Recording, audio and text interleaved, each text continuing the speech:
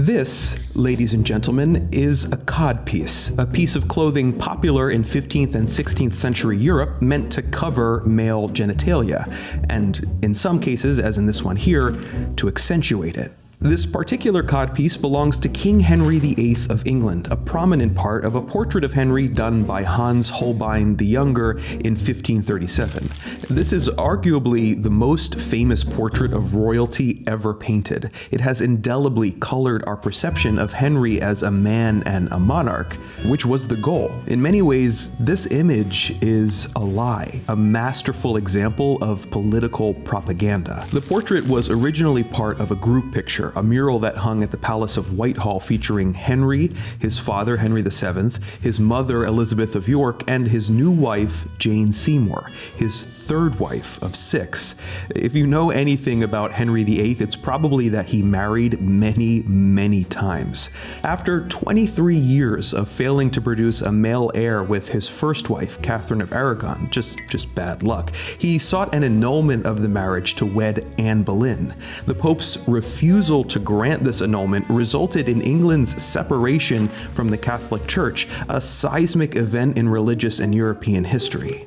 So Henry married Anne, but 3 years later, still no son. For this and other reasons, Anne was beheaded. So King Henry married again, this time to Jane Seymour. At the time when Holbein painted the king in 1537, Seymour too had no children, and people throughout the land were questioning Henry's virility. Which brings us back to the codpiece. What better way to assert your masculinity than by having a mighty codpiece bulge out of the center of your portrait like a 3D object? And if that wasn't enough to get the point across, you can add a dagger just to the right, and an incredibly phallic glove to the left. In the parlance of 16th century European painting, this technique is called triple dick. Everything about this portrait is designed to communicate power, sexual power, political power, spiritual power. What's remarkable is that Holbein achieves this without using many of the typical symbols of royal power. There is no crown, no scepter, no long sword. The force of the image comes from Henry's upright posture, legs spread, shoulders back, chest out, and the unusual but very effective decision to position the head fully forward instead of at an angle, which was typical of the time. Even Holbein's studies for the mural depict Henry's head turned to a 3/4 view. Sometime between the study and the final product, Holbein, or Henry, decided to make the change to full face. And it works. Henry looks intimidating here on a computer screen. Imagine seeing this painting in Whitehall, life-sized, clad in his royal finery with great big shoulder pads and jewels everywhere you look. Henry is an image of strength, virility, and vitality, a heroic, almost mythical figure.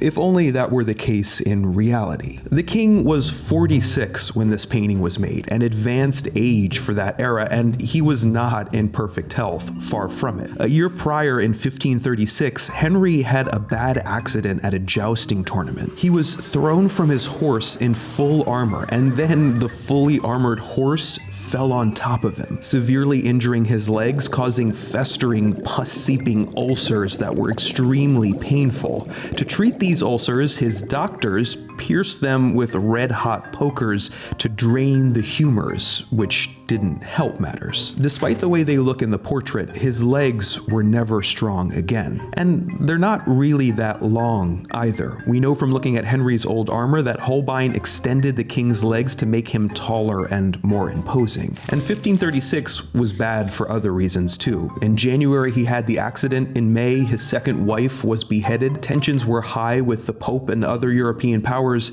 and late in the year, a popular revolt kicked off in the northern part of his own country among people angry at England's split from Catholicism. Oh, and he still had no male heir.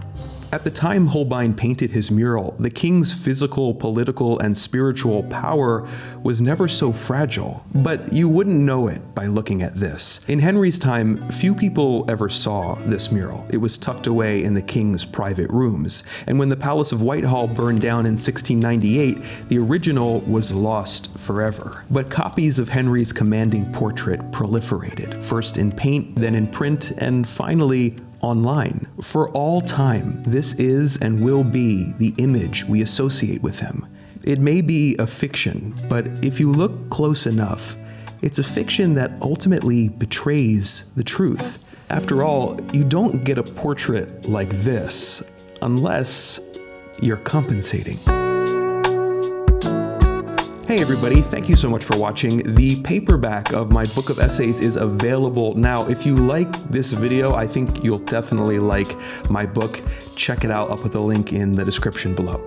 This episode was brought to you by Squarespace. If you don't know, Squarespace is an all-in-one website platform for entrepreneurs to stand out and succeed online. Whether you're just starting out or managing a growing brand, Squarespace makes it easy to create a beautiful website, engage with your audience, and sell anything from products to content to time, all in one place, all on your terms. Their templates are flexible, their blogging tools are easy to use, and Squarespace provides you with all the analytics you need to iterate and grow your business. Head over to squarespace.com for a free trial, and when you're ready to launch, go to squarespace.com/nerdwriter for 10% off your first purchase. Thanks guys, I'll see you next time.